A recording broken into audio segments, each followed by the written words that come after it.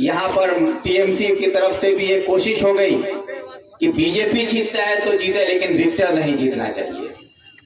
क्योंकि इसकी वजह से आप लोग देखे होंगे कि ममता बनर्जी एक मुख्यमंत्री पश्चिम बंगाल की सिर्फ रायगंज लोकसभा सीट में पांच बार आके वो सभा की, और पांचों सभा में एक ही नारा था, विक्टर विक्टर विक्टर। इसीलिए कहीं पर आके रोती हैं कि हमसे ज्यादा बैनर विक्टर का कैसे हो गया। विक्टर बोलता है मेरे पास पैसा नहीं है, वो चंदा मांगता है, तो फिर उसका बैनर हमसे ज्यादा कैसे हो गया। इसकी परेशानी उनको सताने लगी।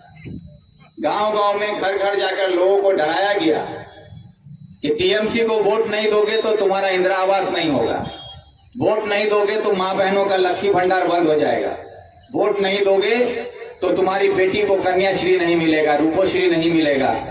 लोगों को डराया गया, धमकाया गया, और सियासी चुनाव में कोई जीतेगा कोई हारेगा उससे फर्क नहीं पड़ता है।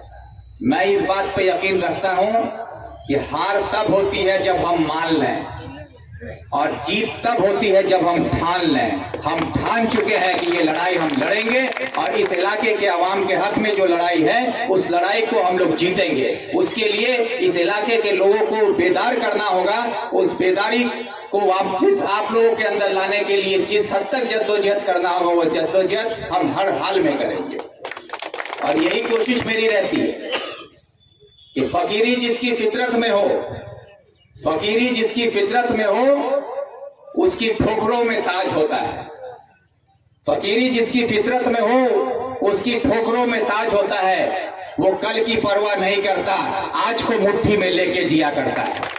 यही मेरी जिंदगी का एक मकसद है। मैं कभी कल का परवाह नहीं करता कि कल मैं एमएलए बनूंगा या नहीं, कल मैं एमपी रहूंगा या नहीं, कल मेरा क्या होगा वो नहीं देखता। आज जो हालात है उसमें जो सही है वो करना है तो वो करना है, और यही करने की कोशिश मैं करता हूं। आज उसी तरह से सामने आज जो ये मीटिंग बुलाई गई है, आज आप लोग यहाँ पर आए हैं। अभी मौलाना साहब बोल रहे थे कि यहाँ पर आने से लोगों को रोकने के लिए अपने टीएमसी के तमाम मेंबरों को कह दिया गया कि अपना अपना बूथ संभालो, अपना अपना गांव में देखो, आदमी नहीं जाना चाहिए, रोकने के लिए लगा दिया गया।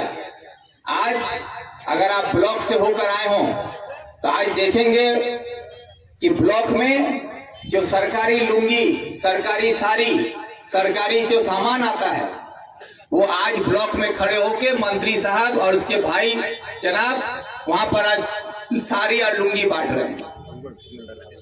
क्यों बांटा जा रहा है? ताकि सारी लुंगी लेने के लिए लोगों का लाइन वहां लगा रहे हैं, गोती हाट में लोग ना हो। तो मैं इसलिए मैं शुक्रिया अदा करता हूं, कम से कम आप लोगों की इतनी मोहब्बत तो है कि आपकी मोहब्बत को देखकर आज मोनी साहब को, रब्बानी साहब को डरना पड़ता है। तो इसी डर के बहाने कुछ माँ बहनों को साड़ी तो मिल रहा है, तो ये सारी जो उनको मिल रहा है उसके लिए भी मैं शुक्रिया अदा करता हूं।